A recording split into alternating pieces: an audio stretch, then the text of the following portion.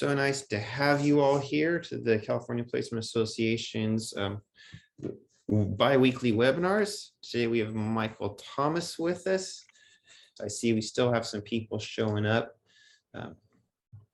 I am part of the California Placement Association. I am off in the northern region from Merced, California. Who else is here? I saw Kimberly. Do you want to introduce yourself? And we'll just have people from Cal Placement Association introduce themselves. Sure, I'm Kimberly Carlson with the Southern Region of California Placement Association. I work for LA County Office of Education and helping teach job search classes. Awesome. Thank you so very much. Do you want me to introduce myself? Yes, please. Okay, I'm Jackie Kennedy Harris. I am on the board. I'm the corporate business partner for the Central Valley, and I work for JKH Career Coaching and Consulting.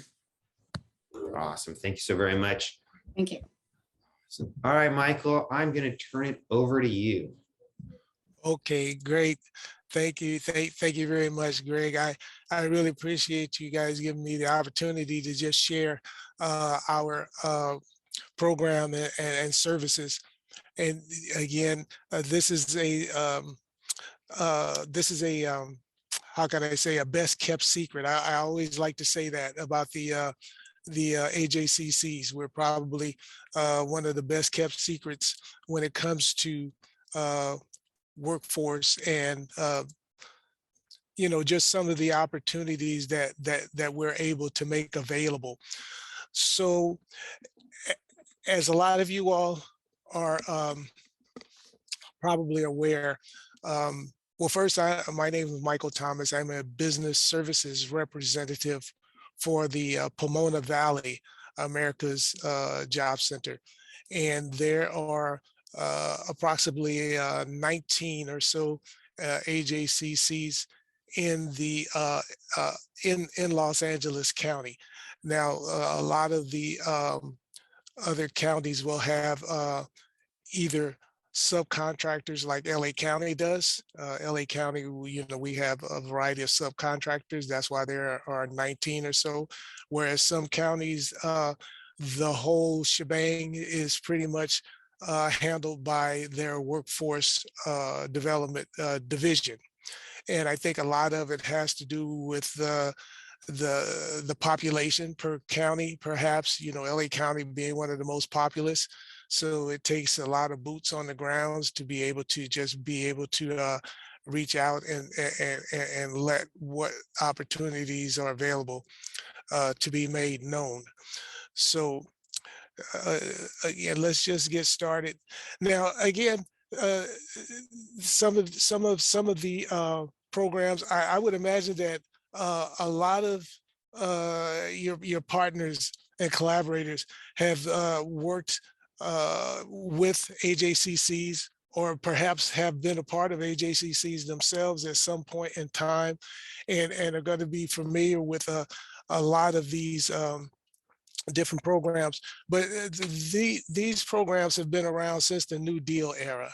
And oftentimes it's a surprise when people say that they're not familiar with what we do, because there's just been so many different iterations of the Jobs Training Act since the New Deal. I think I started working with the Jobs Act when it was the WIA, W-I-A iteration, and now it is evolved into the W-I-O-A. And so the main focus is to provide no cost job placement and job training assistance to those that are eligible for our program.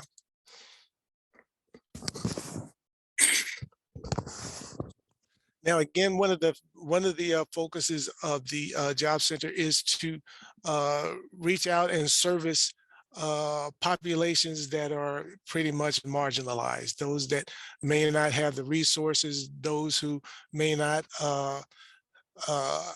actually have access to a lot of these opportunities. And so that's going to be some of your adults, seniors, reentry population, homeless populations. Those are key. And again, those are part of our metrics. So we're oftentimes being tasked to be able to document how many of these marginalized populations, members of the population that we are actually servicing. So we want to make sure that we can reach out to everyone that is looking for any type of opportunities. And with that, there's going to be some, again, eligibility requirements, like the job centers are going to request everyone be residents of the county in which they reside. So that's going to be important. They're going to be asked to document that residency. Young men who are born on or after January 1st, 1960, they would have to be registered with Selective Service, again, because this is government funding. Same thing with the, say, for example, people wanting to take advantage of a Pell Grant. You know, you would have to be registered with Selective Service if you're a young man in order to receive those. So we have a lot of those same eligibility requirements. And once they are enrolled in our program, they are going to be assigned a case manager. And so that case manager is going to be able to offer a wide variety of job placement assistance that most of the individuals are going to be looking for, to be able to go out and market themselves successfully within the job market. And so case managers are a very, very important aspect of what we do. We're always looking for case managers. We're always looking for folks that are, you know, in tune with their community. And so obviously folks that live within the communities, they're always going to be a great fit for case managers. Now, one of the tools that those case managers utilize quite frequently is that labor market information. And if any of you guys are really interested in that, the Employment Development Department, they can customize just about any type of labor market information that you might need to be able to either reach your clientele or the businesses in your location. They do a great job of customizing those type of reports. And with that, the case managers, they really do a good job of taking that labor market information and just peeling back the layers of where the jobs are, what the jobs are paying, what the future looks like as far as that industry and that occupation. And this is important because, again, if we're going to be funding training programs, we want to make sure that that training is not obsolete, right, by the time that they complete that training. And that's always a key. And so that labor market information is telling us that there is a future. You can go to labor market information a lot and you'll see the little icons that say Bright Outlook. You'll see that on ONET. You'll see that on the LMI information. And those are the areas that we attempt to put the emphasis on training. Now, of course, we do the career assessments, and that's a given. Anyone that goes into a training program, they have to do that career assessment. And, you know, that really helps, especially when folks are not sure what they want to go into. You've probably met with folks that have been in a particular occupation or industry for a number of years, and then just based on the way that our economy works nowadays, they're laid off and they don't know what they want to do because they've been doing one particular thing for such a long time. Well, that's where those case managers are worth their weight in gold, by helping folks through those career assessments. And then with those assessments, pointing them in the direction of occupations that are really growing. and really going to provide some type of future, because what do we want to do? We want to provide living wage opportunities and career pathways for all of our job seekers. I think that that is the buzzword nowadays for all of us, career pathways. That's so important. That's key. We don't want to lead folks into dead end opportunities, so to speak. So we provide a variety of short-term occupational trainings. All of our programs are geared for completion with anywhere from within 3 to 12 months. We contract with ROPs, adult schools, community colleges, four-year universities, private training vendors, and you know, a lot of the programs are geared toward short-term training. So everyone is required to provide our completers with a certificate of completion. Again, we use that as a measurable skills gain as far as doing our metric reporting. And so this is something that we're requesting that every training vendor provide, is that certificate of completion, so that we can use that in updating their resumes. So right here, these are the eligibility requirements for most of our AJCCs. You have to have your right to work documents. We're going to have you register in Cal Jobs. The gentlemen are going to, young men born on or after January 1st, 1960, must be registered with Selective Service. So all of these are, you know, again, what the government requires as far as documentation is concerned before people are eligible to receive funding. Now, once we have individuals enrolled in the program and we've pretty much figured out, okay, what opportunities are you ready for? Again, we want to try to provide some type of assistance. We want to provide, you know, some type of incentives to employers. We want to try and, again, support our job seekers in ways that will just go beyond, okay, go ahead out there, you've got your training, you've got your resume, go out and interview and get your job. Again, we like to partner with employers to bring incentives for them to bring on our candidates. So a lot of the focus has now been on employer-based training. I'm sure you guys are aware of that, because as I mentioned before, you know, for so long, what we've done is,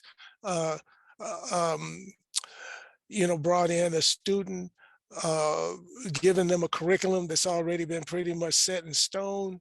It takes them anywhere from a year to 3 years to complete that, or maybe 4 years if it's a 4-year university. And then we send them out to the employer, and then the employer says, well, this is not exactly the skill set that we're looking for. Because, you know, a lot of times we give general training. We give things, you know, what we like to call well-rounded, which is great. But now a lot of focus is shifted toward career and technical education. We all know that. A lot of the training is based on what does an employer need right now, and how quickly can we provide that type of individual to them so that they can continue to be productive. So four of the trainings that we are utilizing on a regular basis are the on-the-job training, the incumbent worker training, cohort training, and customized training. And again, we put this in the area of what we would call employer-based or employer-driven training programs. So on-the-job training, again, just a general overview, you know, you have to be a candidate for an opportunity first. You can't be already employed. You can't be an incumbent. You have to be someone that is a candidate and the employer is willing to bring you on board. If they are, then great.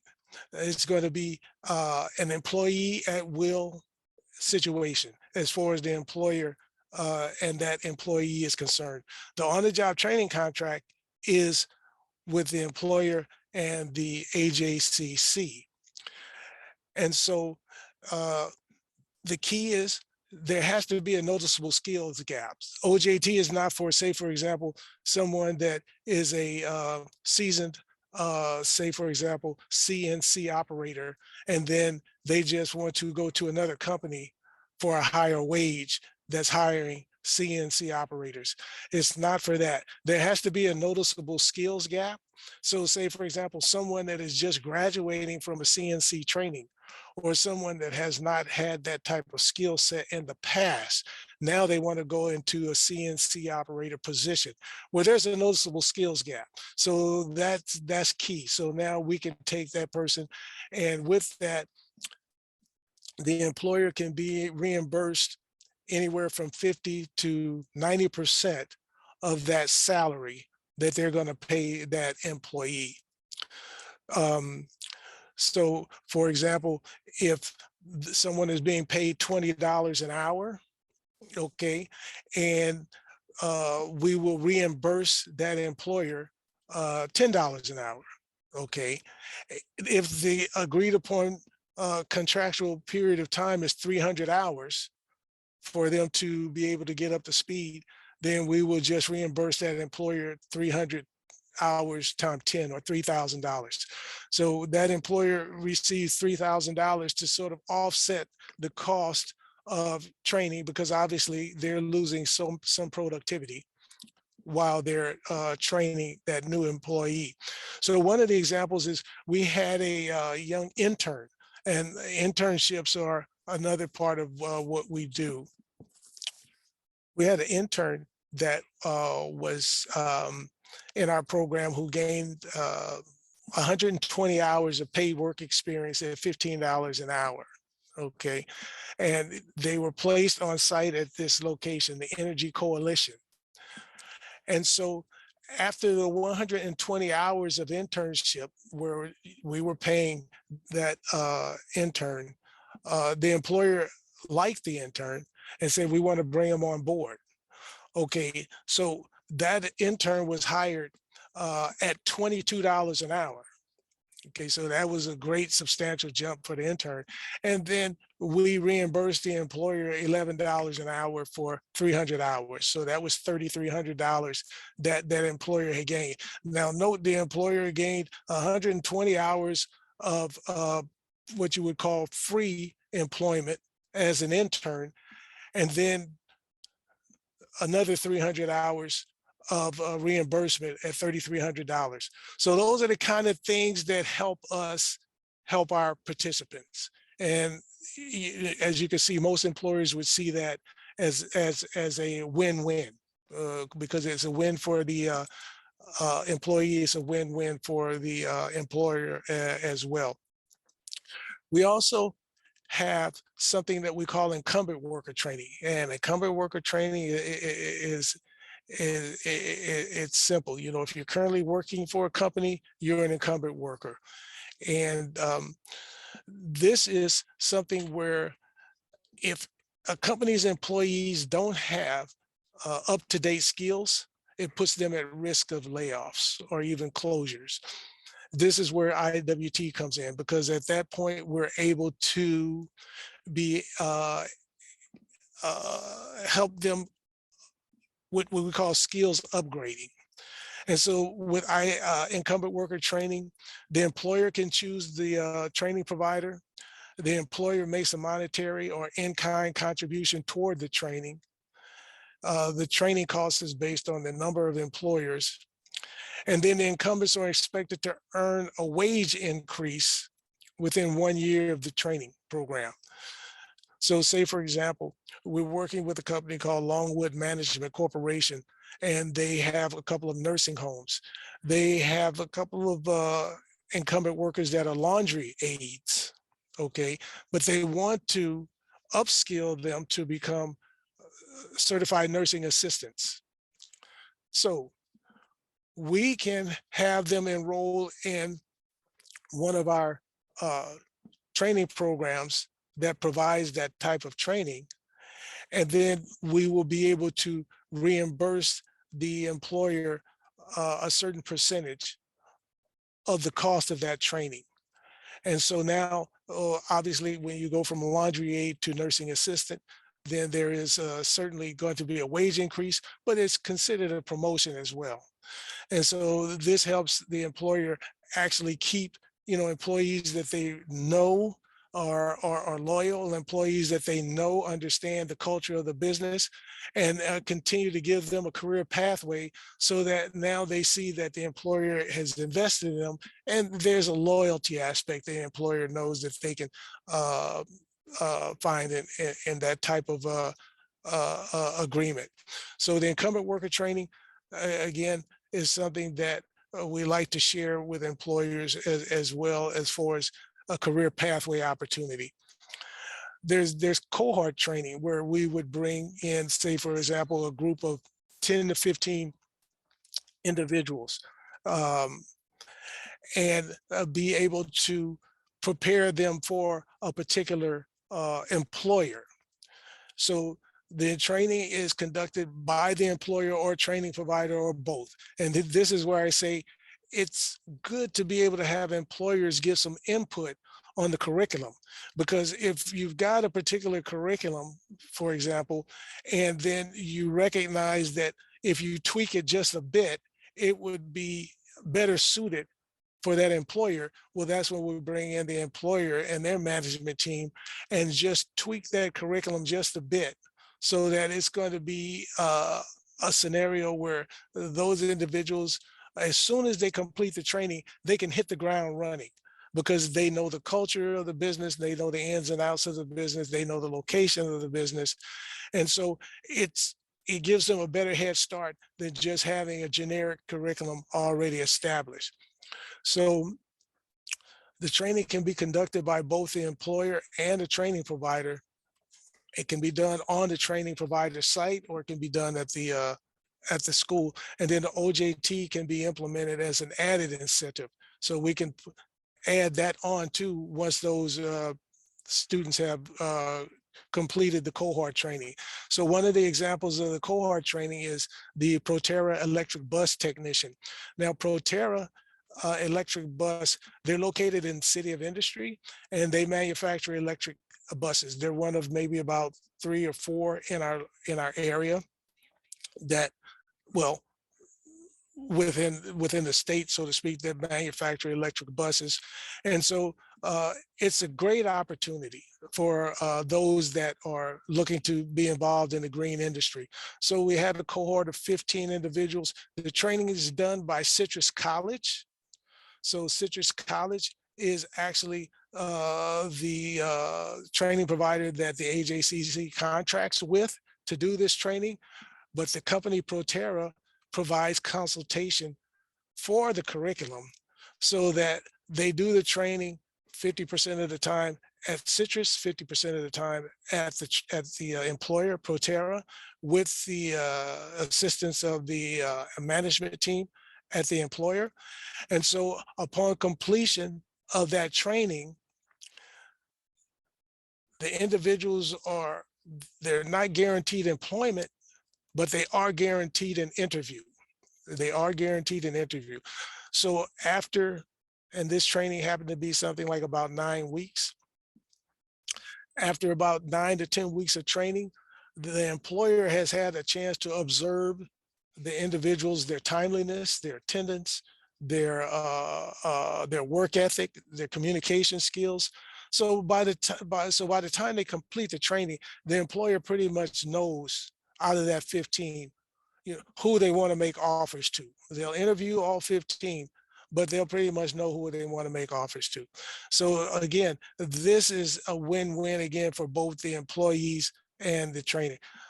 The training is no cost to those that are enrolled in the cohort, if they're eligible through our program. If they're not picked up by that employer, then we continue to work with them as far as job placement, and we'll try and find another location for them to go. So that's the way the cohort training works. And then the customized training, it could be a combination of the on-the-job training, incumbent worker training, and cohort training. It just depends. You know, we're flexible enough to be able to utilize all three, bring them together as one. And again, some of the areas where the customized training may be needed when the company is introducing new technologies, introducing new methods or procedures, or they're upgrading new jobs that need skills and need new skills. Now, a good example of that customized training is the LA County's Innovation Fund. This is a great opportunity for academic institutions, CBOs, private businesses, anyone that has some ideas on doing something that they thought that maybe they may not have the funds to do. Maybe they put it on the back burner for a little while for whatever reasons. But this innovation fund through the county allows us to utilize on-the-job training, transitional jobs training, and we'll talk about transitional jobs in a little bit, pre-apprenticeships and registered apprenticeships, entrepreneurship, incumbent worker training, skills upgrading, any combination of those. And by allowing all types of WIOA funds, we're broadening the leverage opportunities to help our hardest hit businesses during this pandemic. So this is a focus on trying to reestablish some competitiveness with businesses within the economy. So there's a proposal that needs to be submitted for anyone that wants to receive funding with this. The funding is up to $100,000, and the collaboration would be with one of our AJCCs, because the AJCCs would be the ones submitting the proposal on behalf of any academic institution or training provider or employer. To earn the minimum of 800 points for considerations, proposals must clearly explain the purpose of the project, the justification, budget, and training outcomes. Okay, and so we see the breakdown here. Proposals will be evaluated based on the following criteria: the purpose of the innovative project. And again, that's why I'm saying, you know, if there's been anything that, you know, any of your perhaps partners, whether they be businesses, academic institutions, CBOs, have been wanting to do that's training related, that focuses on training that would be geared toward the workforce, well, this is an opportunity to get together with an AJCC and try and work on something that would be a benefit to, you know, not only your organization, but your community. And is based on the purpose of the project, the justification, the budget, the program outcomes. And again, if there's anything that you have been thinking about that you would like to do, this would be a good proposal to consider going forward. Okay. So let's just take a minute. I'll take a minute to go over some of the other services that we offer. What we just went through were, again, those that were focused on adult workers and those that are going into employment. And so those different training programs and employment opportunities were focused on the adult population. This is another one of the programs that the AJCs have. We have these youth at work opportunities. And I'm sure you all are real familiar with the way youth at work goes. We provide internships to those that are eligible. They're usually youth between the ages of 14 and 24 years of age. A major focus is on these disconnected populations. You know, LA County had done a study just a little while ago, and they had seen that 1 out of 6 youth, 1 out of 6 youth in LA County, they were either disconnected from education and employment. You know, so they were not finished with their high school diploma, and they were not working.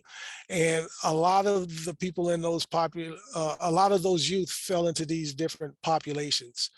And so again, we're here in Pomona in the first district. So Supervisor Hilda Solis is our supervisor, and she's a really big proponent of this youth at work program. Okay, because those facts for her, obviously for anyone, would be unacceptable to have 1 out of 6 youth disconnected, 1 out of 6 youth between the ages of 16 and 24 disconnected from both education and employment.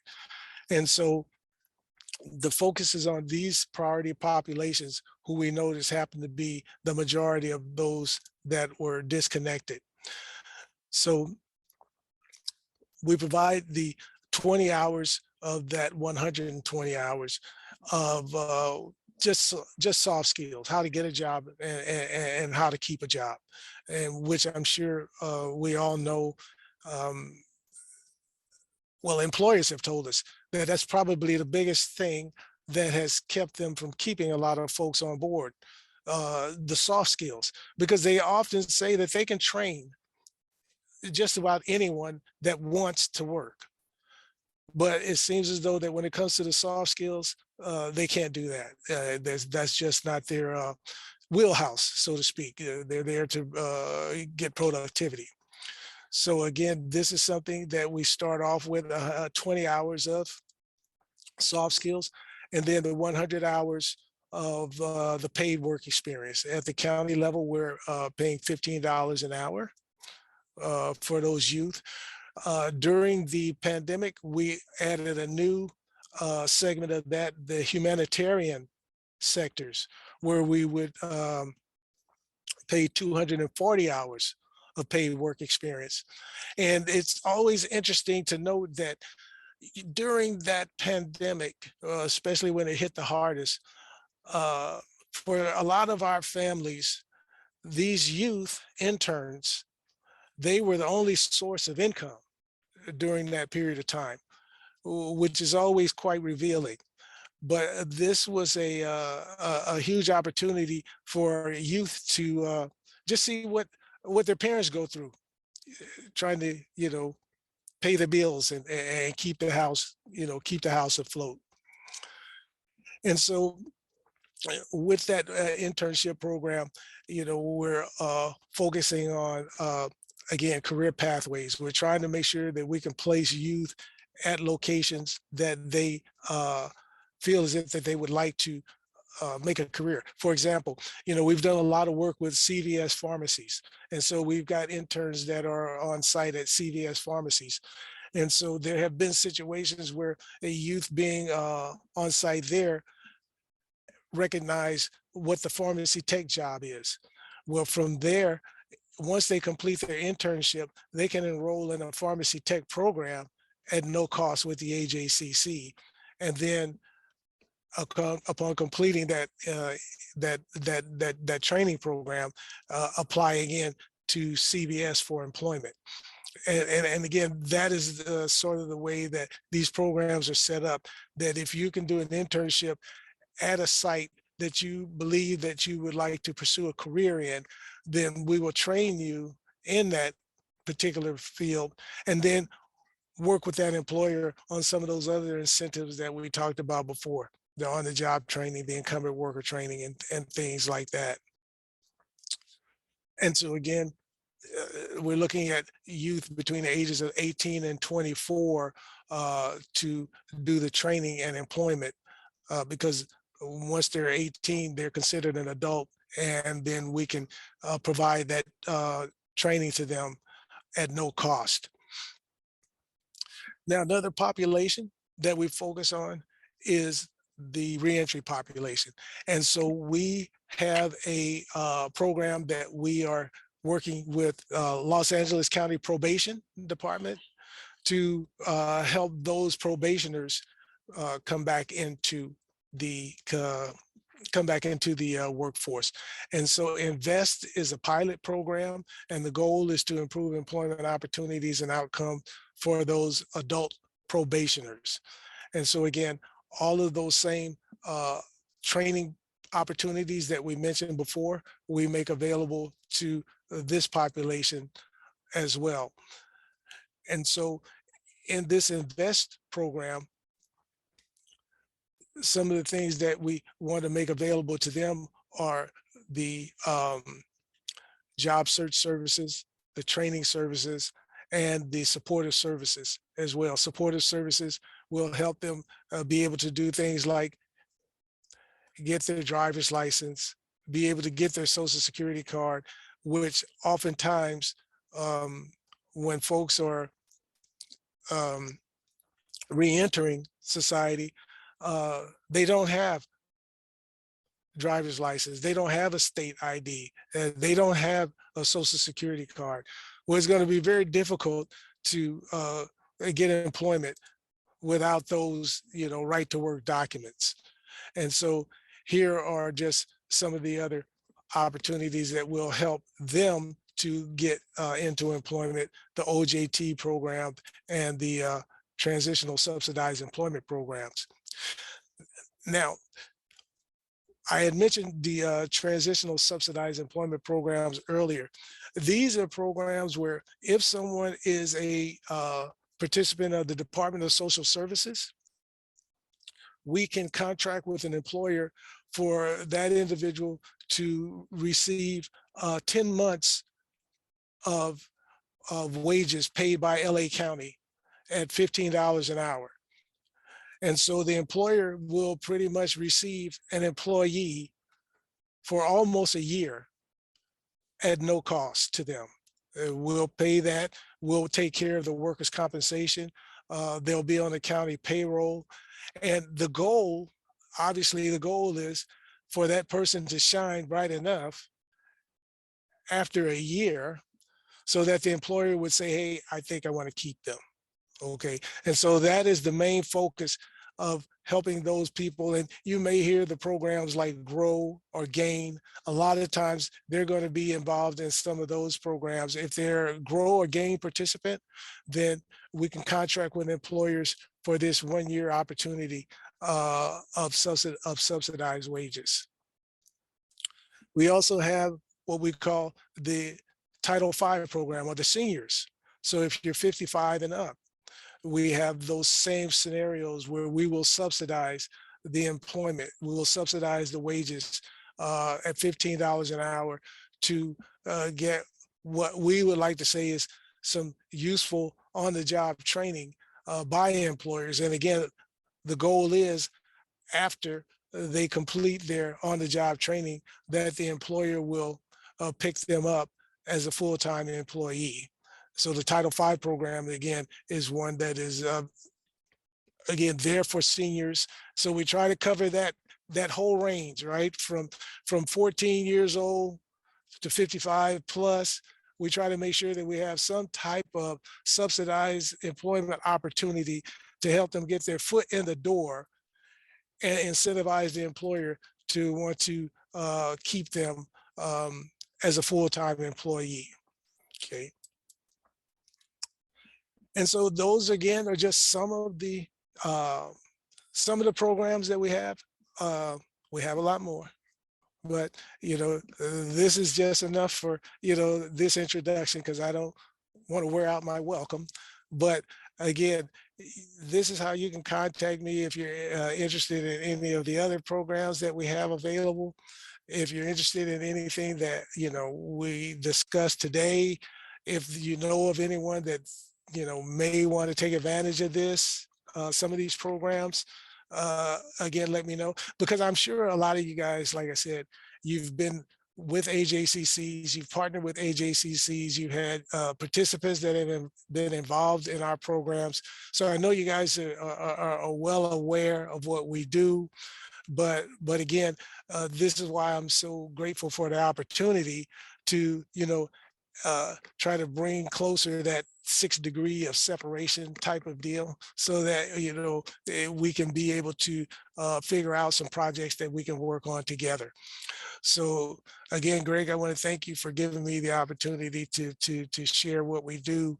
And of course, if anybody has any questions, I usually explain things, well enough that there are no questions. So I don't really anticipate a lot, but if anyone has a question. There is some, Michael. So thank you. You just gave us a ton of info. The first question I'm getting is, can you share the PowerPoint? Yes, People want it. absolutely. Absolutely. I'll send that over to you after we're done. Awesome. So we'll post it up at our website, thecalplacement.org. I'll put it in the chat right now. Feel free to unmute yourself and ask questions.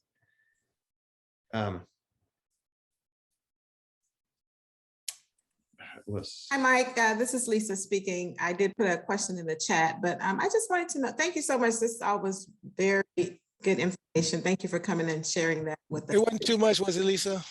It wasn't too much. No, you did great. Your timing is awesome. I love it. Okay. But I do have a question. Sometimes we do get like ex-offenders, students coming to Santa Monica College. So I just wanted to know, do you have like a list of employers who are willing to hire them that you could share with us? Or do we pretty much, should we send them to the to your center? You know what I'll do is I'll send a link to Greg.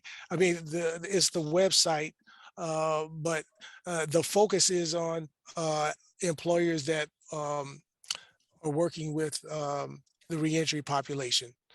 And so I'll make sure that I get him that information. Again, they are going to be very, very receptive to some of these incentives that I talked about, the on-the-job training and the incumbent worker trainings. So we try to use those in collaboration with the fact that they've already said that they want to give reentry population an opportunity. So I'll make sure that I send that over to Greg as well. Wonderful. Thank you so much. And then just a quick follow-up question regarding working in the vaccines. And I know the pandemic is still going on with Omicron and so forth. Are the workers now required to be vaccinated? I just kind of want to know what the requirements. That's a great question. We had some employers that started requiring vaccinations, but then people stopped applying for their positions. I guess they kind of saw that as a deal breaker. So most of the county facilities, most of the county facilities, they are. A lot of the private employers, they're just they're following the county's guidelines on masking, sanitation, social distancing, things of that nature. So I would say at this point, based on just my humble observation, it's something like about 1 out of 10 employers, private and public, are mandating vaccinations. Okay. Okay. Good to know. All right. Thank you again. I appreciate your time and the information. Oh, thank you for your question, Lisa. And Michael, somebody asked regarding the funding proposal, is this something only for LA County AJCC? Right now, it's only for LA County employers. And now, if a project is innovative, like I say, falls within all of those guidelines, we can always make a proposal and see what the county can do with it, because then we may just try and collaborate with the county that you are located in and see if we can partner with that county workforce development board to be able to do that for that particular employer. But most of these right now are for the LA County employers. Perfect. In regards to the OJT and the TSE, with minimum wage going up to $15 an hour, does that affect how, your contribution to employers? I mean, like, is there like a cap on it, or do you just kind of whatever wages are is what you pay? Well, yes, whatever the wages are, that's what we'll pay, and that's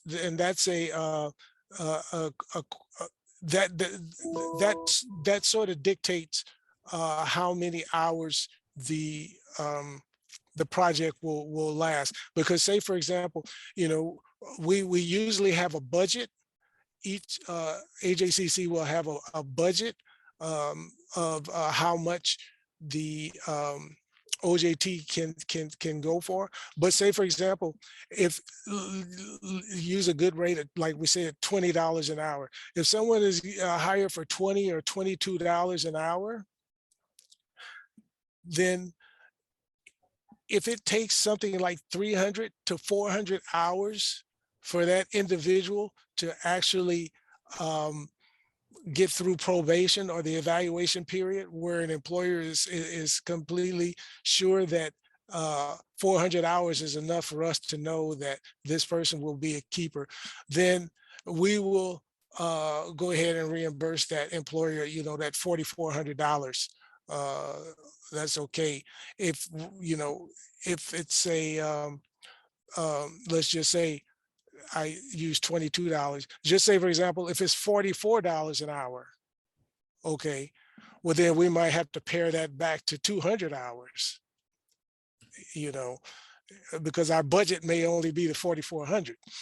So in those situations, we're working with a budget and how long the employer believes it takes that person to get through that probation or evaluation period. And then we try to meet in the middle. Perfect. Thank you. Other questions out there? Now's your time. Michael seems like he's the resource. The man knows it all. I usually can, it's interesting because, I taught K-12 for a number of years too, and I used to always say, well, all I had to do is know more than the students and they'll be satisfied. Yes. So, I say, I know, so I usually cover what I know pretty well when it comes to this presentation. So someone's asking about the AJCC's ability or plan for employee retention. I guess their local AJCC career coaches, there's a high turnover rate, and they're referencing the caseloads. Do you know anything about that, or can you speak on? Okay, retention rate with the AJCCs and the turnover, and maybe referencing case managers. Yeah. Let me say this, that case management is a challenging position, because say, for example, especially when we're looking at a situation like a pandemic. Well, yeah, folks are going to be out for whatever reasons, and those cases or that caseload is still going to need to be managed, right? And so now, if you had something like 50 or 60 on your caseload, now you got 120, so to speak, or you've got a third of that other case manager's caseload. And so this is something that we, just know that it is going on throughout every industry, not only with us. So those are factors that can contribute to burnout without a doubt. But even in a normal economy, so to speak, or a normal environment, because of, and I'll reference that initial slide that we took a look at about the iterations from, like the job acts to CETA, to JTPA, to WIA, to WIOA. I'll tell you this, with every new iteration, accountability was mandated even more. Accountability, whereas before you could be a case manager and, you could just maybe focus on some of the social metrics, making sure folks had food or had, clothing or had bus passes or, things like that. Then you could focus on their resume and trying to get them in front of an employer. Well, now you have to do all of that, but it's got to be 10 employers. And now you got to do all of that and you've got to document that and you've got to put that into the CalJob system. And it's a lot more data entry involved than what it used to be. And I've heard it that sometimes folks feel that they end up doing more management of the documents than they do of the individual. We know that that's that is what it is, right? I think we can all relate to that. Right. So factors like that, you have to, be ready for. I know a lot of folks, they look at this. I'll put it like this. There was a time where, a case manager would say, well, you'd ask the case manager, who's your client or who's your customer? And they would say, well, that participant that I'm sitting down with. Well, as things have evolved, if you ask that question, the county is going to want you to say that employer is your customer. The employer is your customer. And so whatever that employer needs, that's what you're going to be focusing on. Well, a lot of case managers, would look at that as, well, that's in contrast with, what I've learned and what I've been doing all these years. It's not the employer, it's the participant. So, the case managers are, they're worth their weight in gold. A great case manager, wow, is value, but at the same time, it can be a challenge. So yes, that turnover is reality. Do all the AJC offices offer the new Invest program? This person is in Riverside County. Maybe half of the AJCCs in LA County have the Invest program. They because the Invest program for us is a collaboration with the LA County Department of Probation. So it might be worth taking a look in Riverside County at what type of reentry programs that the workforce development boards in Riverside County are making available. Okay, cool. Thanks. Everyone is loving your presentation, Michael. So everyone's thanking you. CPA, thanks you for hosting today. I want to go through, I know we have some more board members on here. I'd love for them to unmute themselves and just kind of introduce themselves real fast. If you did not do it earlier. Denise, I'll start with you because you're right in front of me. Okay. Hi, I'm Denise Crawford, past president of CPA. Hi, Denise. Hi, thank you, Michael. Oh, thank you for having me. Luis, are you around? Yes, I am. I was hoping to stay out of there. No way. Michael, I appreciate it. It was a lot of information. Thank you so much for your time today. My name is Luis Murphy. I work with the Merced County Office of Education. I have the pleasure of also working with Greg and a part of CPA. Thanks for being here today. Appreciate it. Thank you for having me. What other CPA members are around? And hi, Michael. Hey, Shelly. Hey, Shelly. Michael and I go way back. And as you can see from Michael's presentation, he's excellent. He has a wealth of information. He's dedicated. He's committed. He just will help you any way he can. So Michael, thank you again for making the presentation.